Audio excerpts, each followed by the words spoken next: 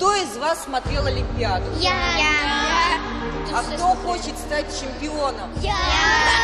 До мечты у этих девчонок как минимум 10 лет упорного труда на тренировках, соревнований, разочарований и побед, чтобы только попытаться взойти на спортивный Олимп. Блеск токийского золота Марты Мартьяновой, выпускницы Казанской школы фехтования, за последнюю неделю отозвался шквалом звонков от тех, кто хочет стать как она. Звонки уже идут бесконечно, уже родители оббивают пороги школы. Это уже естественный процесс, который мы испытывали после Рио-де-Жанейро, когда Россия прекрасно выступила, завоевав 4 золотые олимпийские медали. А сейчас 3 золотые, но уже есть и наш представитель. Это тоже увеличивает в разы популярность нашего вида спорта.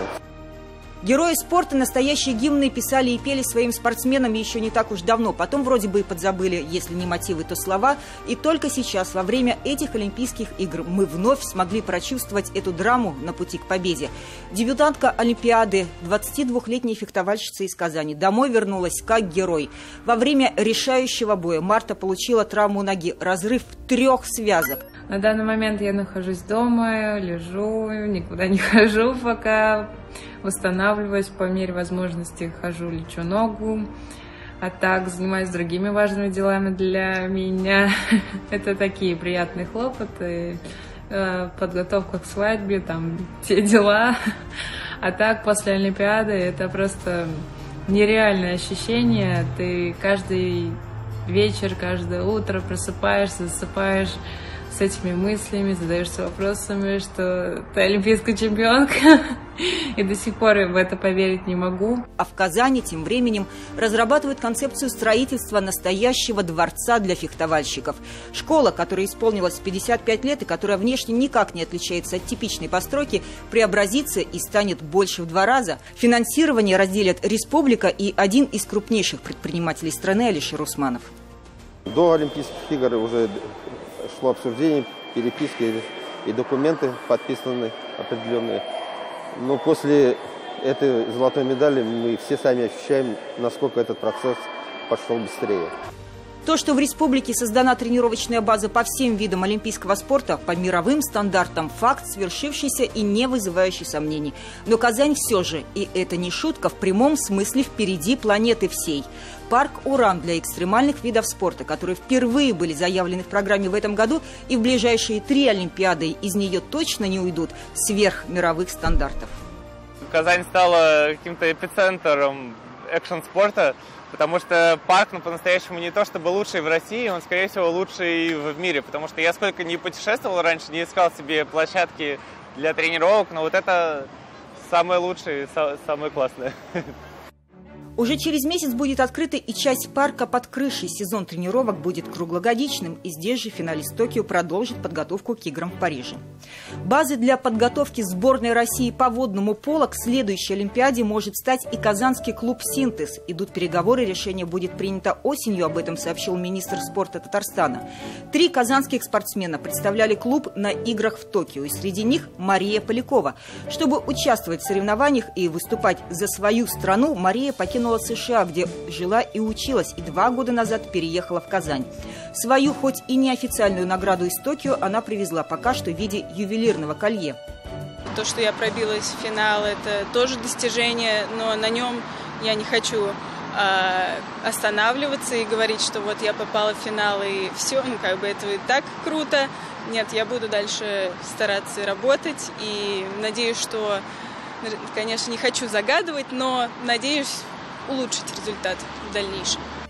То, что путь к Олимпу начинается из крупных спортивных центров, один из мифов. Тот же Ирик Ризаев начинал с самодельных трамплинов и допрыгался через несколько лет до невероятного по красоте и уровню взаимодействия организаторов акции проезду по стенам Казанского Кремля.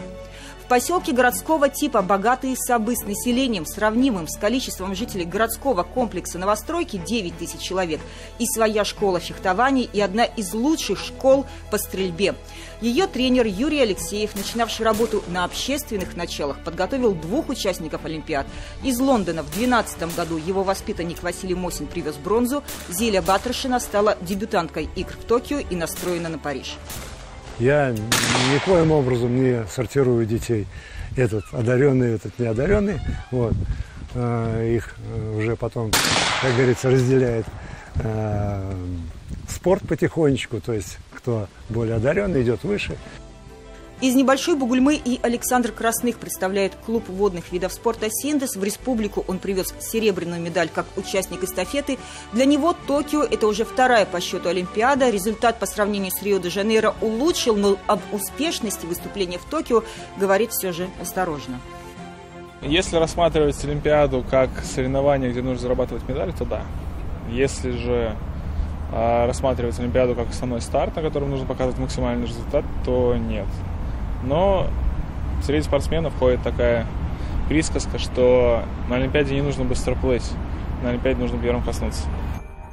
Вот эта последняя фраза не случайна. Составляющих победы гораздо больше, чем самих Олимпийских колец. Они выступили достаточно успешно, но при этом не совсем удачно. Парадокс заключается в том, что успех формируется на основе труда, а удача на основе везения. Так вот, при определенном везении, которого нам, к сожалению, не хватило, у нас были бы бронзовая медаль в прыжках с трамплина трехметрового, у нас была бы 100% бронзовая медаль в теннисе. Я не только призеров и чемпионов Олимпиады назвал бы героями, но и всех наших 20 спортсменов, всех спортсменов сборной России. Своих героев спорта страна встречает гимном и наградами. Президент России Владимир Путин подписал указ о награждении победителей и призеров Токийской Олимпиады. Олимпийская чемпионка Марта Мартьянова орденом дружбы, медалью ордена за заслуги перед Отечеством первой степени будут награждены серебряные призеры, пловец Александр Красных, а также игроки волейбольного клуба «Зенит Казань» Дмитрий Волков, Артем Вольвич, Максим Михайлов и Валентин Голубев. Надо двигаться дальше, только вперед. По водным видам спорта мы хотим все-таки, чтобы наша ватерпольная команда попала на Олимпийские игры, показала себя в лучшем ключе. У нас есть синхронное плавание, которое мы тоже культивируем, развиваем, и есть у нас кандидаты в сборную страны. Хотим расширить все-таки спортсменов у нас в плавании, в прыжках в воду, хотя тоже есть уже базис, как я сказал. Вот. Есть у нас отдельное направление сегодня, это фехтование. Быстрее, выше, сильнее – этот олимпийский девиз остановиться не позволяет. От следующих игр уже через 3 года никто отказываться не собирается. И мировая гонка за очками на спортивных турнирах и конечное попадание на следующую Олимпиаду для большинства наших спортсменов начинается уже в сентябре. Татьяна Тимошенко, Андрей Ключников. 7 дней.